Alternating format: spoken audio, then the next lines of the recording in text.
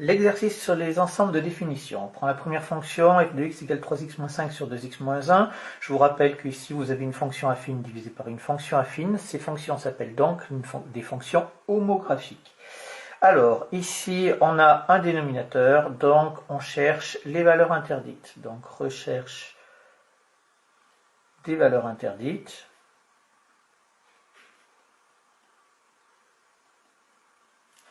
Donc, qu'est-ce qu'on fait? On ne sait pas diviser par 0 ici. Je rappelle qu'on divise 3x moins 5 par 2x moins 1. C'est en dessous qu'il faut que ce soit différent de 0. Donc ici, 2x moins 1 égale à 0. On cherche les valeurs qui annulent en dessous. Ça, c'est équivalent à dire que x égale 1 demi. Et donc, l'ensemble de définition de cette fonction, c'est r privé de 1 demi. Voilà pour cette première fonction. La deuxième fonction, on a g de x est égal à racine carrée de moins 7x moins 21. Alors ici, la nature de la contrainte, c'est une nature de racine carrée, donc il faut que ce qu'il y a sous la racine soit positif. Donc là, on ne va pas chercher les valeurs interdites, on va tout simplement dire ce qu'on doit avoir. On doit avoir moins 7x moins 21 qui doit être positif ou nul. Ce qui est équivalent à dire que moins 7x est supérieur ou égal à 21. Je vais passer le moins de l'autre côté, ou plus, ça ne change rien. Cette fois-ci, je vais faire passer la multiplication qui est ici de l'autre côté, ça va nous faire donc x. Là, ça va nous faire 21 sur moins 7. Mais attention, j'ai divisé par un nombre qui est négatif. Donc si on divise par un nombre négatif, on change le sens de l'inégalité. Comme j'aime pas avoir un signe moins en bas, je le mets devant le trait de fraction. Moins 21 septième, et ça nous fait ici, x est inférieur ou égal à moins 3. Donc ici, l'ensemble de définition de la fonction g, x est inférieur à moins 3, ça nous fait donc l'intervalle moins l'infini jusqu'à moins 3, compris ici. Si vous avez besoin de faire la petite représentation graphique pour voir l'intervalle, vous la faites, ça ne pose absolument aucun souci. Pour la troisième fonction, c'est h de x qui est égal à 2x au carré moins 5x plus 3. Bon, ben là, il n'y a pas de problème de division, il n'y a pas de problème de racine carrée non plus, donc il n'y a pas de problème. dh égale r tout entier. Voilà pour ces ensembles de définition. On passe à la question suivante, c'est-à-dire on vous donne 5 points et on vous demande si ça appartient aux courbes représentatives de la fonction f, g ou h. Alors, pour le point A, avec la courbe f, avec la courbe cf, donc j'ai dit donc que A a pour coordonnées 1, 2, et je vais prendre donc ma fonction ici, je vais dire ici la courbe cf, je vais marquer là, la courbe CF a pour équation toujours y égale f de x, ça nous fait donc y est égal à 3x moins 5 sur 2x moins 1. Donc maintenant, il faut que je regarde si ce point-là appartient à la courbe représentative de cette fonction. Je veux donc savoir si les coordonnées du point A vérifient l'équation de la courbe. Pour ça, qu'est-ce que je vais faire? Je vais remplacer x par la valeur de xa et je vais voir si j'obtiens yk en effectuant le calcul. Toujours le même problème de rédaction. Attention, attention à ne pas écrire la conclusion en première ligne. Donc je calcule ici 3xa moins 5 sur 2xa moins 1. Ça, je le calcule. Ça nous fait donc 3 fois 1. Xa vaut 1 moins 5 sur 2xa, c'est-à-dire 2 fois 1 moins 1. Ce qui nous fait 3 fois 1, 6 moins 5, ça nous fait donc 1. 1 sur 1, ça nous fait donc égal 1. Et là, ici, je regarde, ah ouais, mais c'est pas la même chose que YK, donc là, c'est différent de YA. Donc, conclusion.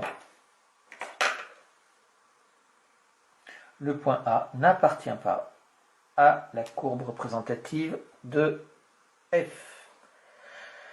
Pour le point B et le point C, c'était pour la courbe représentative de G, donc on va dire que CG a pour équation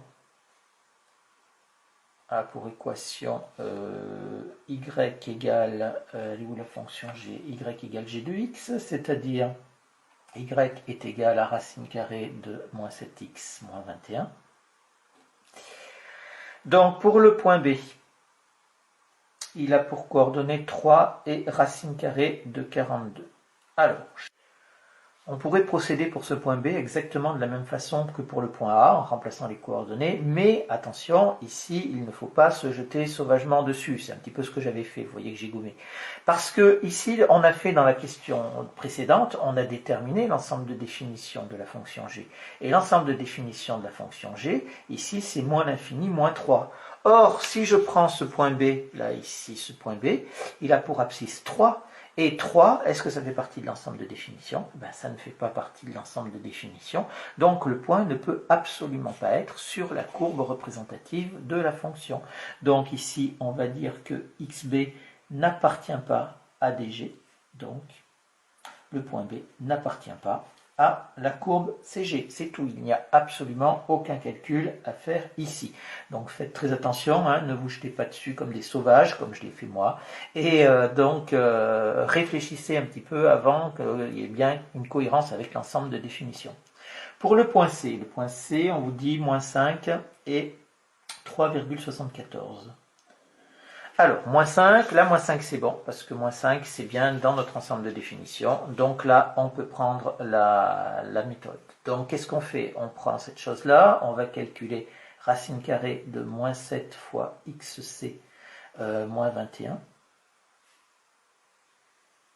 qui est égal à racine carrée de moins 7 fois moins 5 moins 21.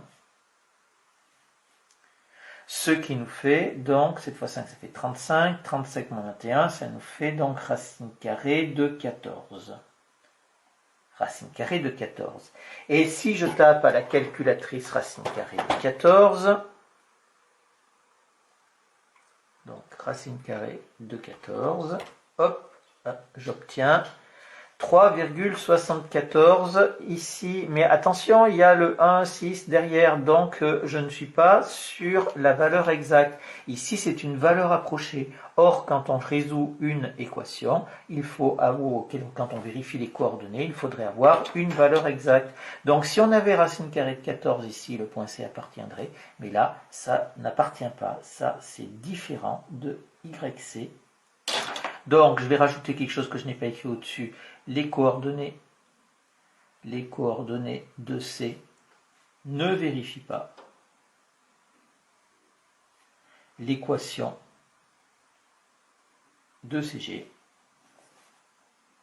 ce qui est équivalent à dire que C n'appartient pas à la courbe CG. On passe pour la dernière, c'est-à-dire pour la fonction h. Donc CH a pour équation y égale 2x au carré moins 5x plus 3. Alors, ici, c'est un prétexte pour faire quelques calculs, hein, c'est tout. Hein. Donc, pour le point D, D a pour coordonnées moins 2, 5.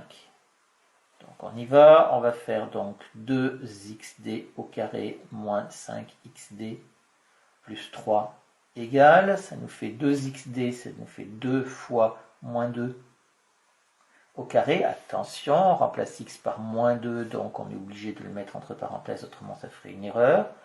Moins 5 fois moins 2 plus 3, ce qui nous fait 2 fois 2, 4. 4 fois 2, ça fait 8. 8 plus 10, ça fait 18. Et 3, ça nous fait 21. 21, ici, 21, 21, ce n'est pas, ici, ce n'est pas YD. Donc, je vais pouvoir dire que donc D, conclusion, D n'appartient pas à CH. Je vais faire enfin le point E qui a pour coordonnées 1 et 0.